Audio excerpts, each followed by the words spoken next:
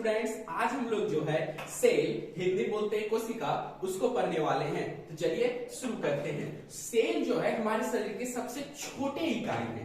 क्या है? छोटे इकाई, स्मॉलेस्ट यूनिट है। ठीक है, यूनिट को हिंदी में क्या कहते हैं? इकाई, सबसे छोटे इकाई है। इसको थोड़ा एग्जांपल से समझते हैं। देखिए, हमारा घर है, ठीक है, घर के सबसे छोटे इकाई क्या हो सकते हैं? तो हमारे घर का जो ब्रिक है, ईंट है, वो क्या है हमारे लिए? ये सबसे छोटा इकाई है। तो समझिए हमारा शरीर एक पूरा घर है, एक पूरी तरह से बिल्डिंग है, उसका सेल क्या है? सबसे छोटा यूनिट है। ठीक है, अब देखिए, ईंट से मिलकर क्या बनता है? दीवार बनता है। ठीक है, हमारे शरीर के लिए ईंट का काम कौन कर रहा है? सेल, हिंदी बोलते हैं कोशिका। ठीक है, अब देखिए, ईंट से मिलकर क्या बनता है? दीवार बनता है। उसी तरह सेल से मिलकर क्या बनता है हमारे शरीर में? टिश्यू बनता है। ठीक है, हिंदी में इसको कहते हैं उत्तक। ठीक है, उसी तरह दीवार से मिलकर क्या बनता है आप लोगों को मालूम है? हाँ, क्या बनता है? कमरा बनता है। ठीक है, घर का एक रूम बनता है। उसी तरह टिश्यू से मिलकर क्या बनता है हमारे बॉडी में? ऑर्गेन बनता है। क्या बनता है? ऑर्गेन, हिंदी में इसको कहते हैं अंग। ठीक है, और आगे अब कमरा बहुत सारा मिलके क्या बन जाएगा? पूरा घर बन जाएगा, तो घर बन जाएगा। ठीक है, उसी तरह ऑर्गेन मिलके हमारा क्या बनता है? बॉडी बनता है, पूरा हमारा शरीर बनता है। ठीक है, उसी तरह हमारा शरीर बनता है। ठीक है, तो समझ गए कि पूरा बॉडी, हमारा पूरा शरीर के लिए सबसे छोटा यूनिट जो है, सबसे छोटा इकाई, वो क्या है? सेल है। ठीक है, इतना बात समझ गए। अब देखिए, आपके मन में क्वेश्चन आएगा, क्या सेल से भी छोटा कुछ हो सकता है? हो सकता है, आरएनए, डीएनए हो सकता है, लेकिन वो सबसे छोटा इकाई नहीं है। क्यों? क्योंकि सेल जो है वो एक ऐसा सबसे छोटा यूनिट है जो सारा काम कर सकता है। अपने लिए डाइजेशन कर सकता है, रिस्पिरेशन कर सकता है, हर एक काम अपने जैसा और नए सेल को बना सकता है। इसीलिए सेल को सबसे छोटा इकाई कहते हैं।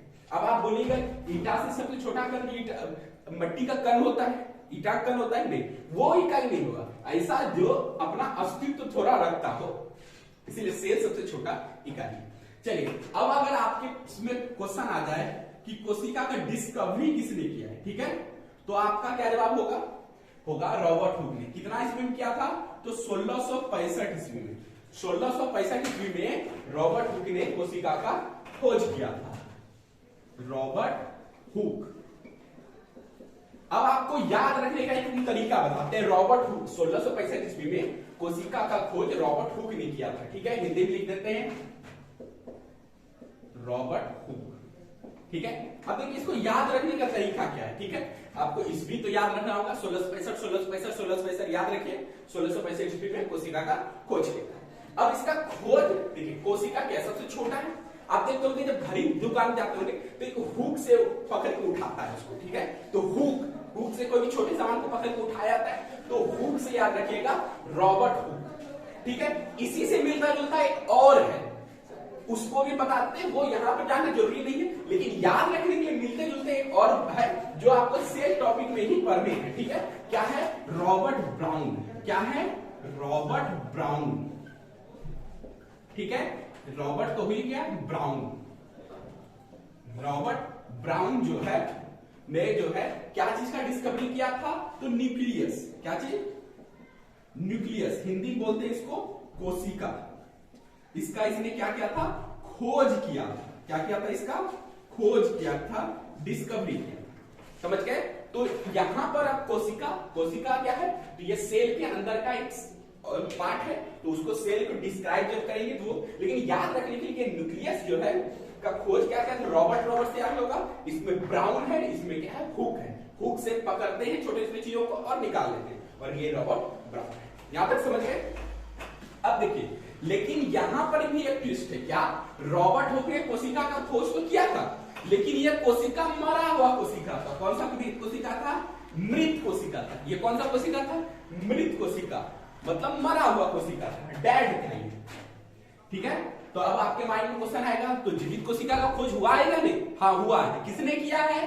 तो पहले लिविंग सेल इसको बोलते हैं। ठीक है, जीवित कोशिका का खोज किया Antony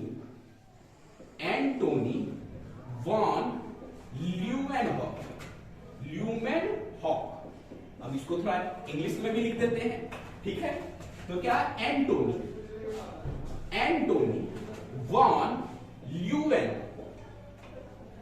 Leeuwenhoek, Antony von Leeuwenhoek. इन्होंने लिविंग सेल, तो जिंदा बोले तो जीवित सेल की खोज किए थे। ठीक है, इन्होंने कब किया था? 1665 ईस्वी में, और इन्होंने कब किया था? 1674 ईस्वी में। ठीक है, 1674 ईस्वी में। मैथ वाले थोड़ा सा घटा बताइए कितना साल बाद वो किए थे कमेंट सेक्शन में। इन्होंने 1674 ईस्वी में खोज किया था एंटोनी वॉन ल्यूवेनहॉक। ठीक है, चलिए अब आगे बात करते हैं। इन दोनों को हो गया। अब कोशिका के बारे में इन्होंने खोज तो कर दिया, लेकिन कोशिका के बारे में तो डिस्क्राइब अच्छे से नहीं किया। तो एक और साइंटिस्ट थे जिन्होंने सेल थ्योरी दिया था। ठीक है, उसको भी जान लेते हैं। Cell theory, cell theory. ठीक है, सेल थ्योरी कौन है? तो आप लोगों ने सुना होगा जो स्लाइडेन एंड स्वान। क्या? स्लाइडेन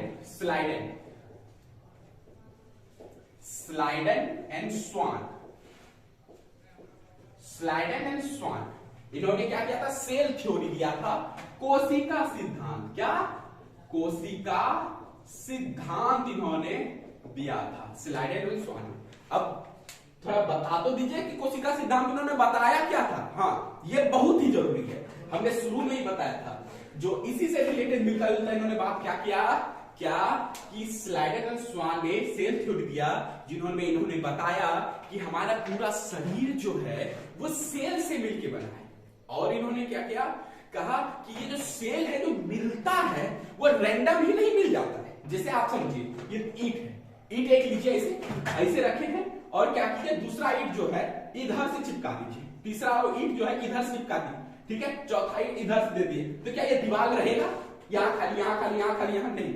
इसके लिए एक क्रम चाहिए, इस तरह करके क्रम चाहिए, तब न दीवार बनेगा। सेम उसी तरह इन्होंने कहा, स्लाइडेन एंड स्वान ने कहा कि सेल तो चाहिए, लेकिन सेल क्या? एक फिक्स तरह का हो, और फिक्स एक क्या कहते हैं उसको, अरेंजमेंट, एक सही अरेंजमेंट हो, तभी वो मिलकर टिश्यू बनता है। ऐसे कोई भी सेल दो मिलकर टिश्यू नहीं बन जाता। एक तरह का सेल होने चाहिए और फिक्स अरेंजमेंट में हो, फिक्स पैटर्न के हो, तभी वो जाके टिश्यू बनते हैं। ठीक है, यहां तक समझ गए? चलिए अब आगे की बात करते हैं। थोड़ा सा इसको आप लोग लिख लीजिए। ठीक है, इसको मिटाते हैं, फिर आगे बढ़ते हैं। चलिए अब आप लोगों को एक क्वेश्चन पूछते हैं, क्या सेल से रिलेटेड ही है क्या? तो पूरे ओवरऑल में जो है आप लोग बता सकते हैं कि ओवरऑल हम क्यों जिक्र किए? देखिए, ओवरऑल और ह्यूमन दो अलग अलग टर्म पे पूछे। अगर ओवरऑल बिगेस्ट सेल पूछा जाए, ओवरऑल जितने भी जीव हैं जो भी है सब में से सबसे बिगेस्ट सेल पूछा जाए, सबसे बड़ा, और यहां भी वही चीज पूछा जाए। ठीक है, और क्या? सबसे स्मॉलेस्ट सेल, और यहां भी वही, तो क्या होगा? तो देखिए ह्यूमन में, थोड़ा सा पहले ह्यूमन के बारे में जाने थोड़ा अपनापन लगेगा, तो ह्यूमन के बारे में समझ लेते हैं। ह्यूमन, मानव में सबसे बिगेस्ट पूछा जाए तो क्या होगा? ओवम। क्या होगा? ओवम।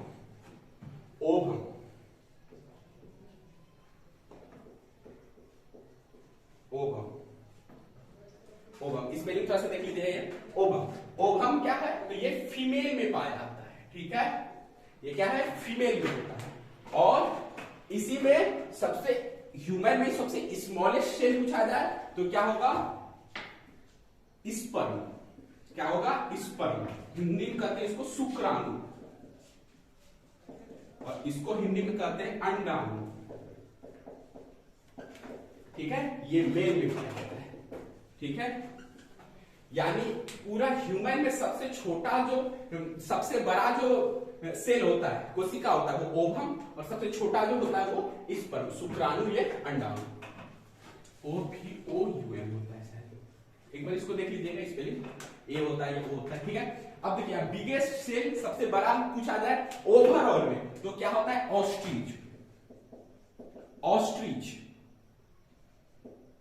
ऑस्ट्रिच जो एग होते हैं, यानी शुतुरमुर्ग का जो अंडा होता है,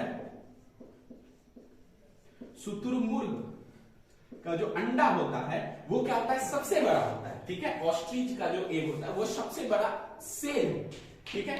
और सबसे छोटा पूछा है तो क्या होगा, सबसे छोटा होता है माइकोप्लाज्म, माइकोप्लाज्म, ठीक है। ये होता है माइकोप्लाज्म, इसमें जो होता है सबसे छोटा जो है सेल होता है, ठीक है। इसमें ह्यूमन में एक चीज और, ह्यूमन देखिए सबसे बड़ा तो समझ आया ओवम, सबसे छोटा स्पर्म और सबसे लार्जेस्ट पूछा गया है। अब देखिए बिगेस्ट और लार्जेस्ट में अंतर है। बड़ा मतलब मंदार पहाड़, ओ सॉरी आप लोग मंदार पहाड़, मेरे गांव में जो है बहुत बड़ा मंदार पहाड़ है, आप लोग समझ लिया, आपके अगल बगल जो पहाड़ है उसमें मेरे गांव में बहुत बड़ा मंदार, वो बिगेस्ट में है, लेकिन लॉन्गेस्ट में नहीं आएगा। लॉन्गेस्ट हो सकता है कि सबसे लंबा तरह, बड़ा हो लंबा तरह का, तो उसको कहते हैं लॉन्गेस्ट। इसमें हमारा होता है नर्व, सॉरी न्यूरॉन, न्यूरॉन कोशिका, ठीक है। न्यूरॉन से, न्यूरॉन से, अब ये कहां पर होता है, तो हमारे ब्रेन में होता है। कहां होता है, हमारे ब्रेन में, माथा में होता है, ठीक है। और माथा से रिलेटेड याद रखिएगा, हम लोगों का जब माथा में चोट लगता है तो देखिए आदमी पागल हो जाता है। क्या रीजन है, क्योंकि जब ये न्यूरॉन सेल चोट लगता है, हमारा सेल मरता है, उसको आगे डिटेल में समझाएंगे, ठीक है। तो न्यूरॉन सेल जब मरते हैं तो इसमें सेल डिवीजन सबसे धीरे होता है। सेल में मतलब नए सेल कैसे बनते हैं मालूम है, एक सेल से दूसरा सेल, इसी में डिवीजन होता है, ये टूटते हैं और दो नए सेल बनाते हैं, ठीक है। लेकिन न्यूरॉन में जो होता है सेल डिवीजन ना के बराबर होता है, बहुत ही धीरे होता है न्यूरॉन में। और न्यूरॉन ही क्या है, ब्रेन में पाए जाते हैं। ब्रेन के 90% जो सेल होते हैं ब्रेन में वो न्यूरॉन सेल होते हैं, ठीक है। तो ये समझिए। और पूछा जाए हमारे बॉडी में सबसे ज्यादा सेल डिवीजन कहां होता है, सबसे स्पीड से पूछा जाए तो सबसे स्पीड जो सेल डिवीजन होता है हमारे लीवर में होता है, ठीक है।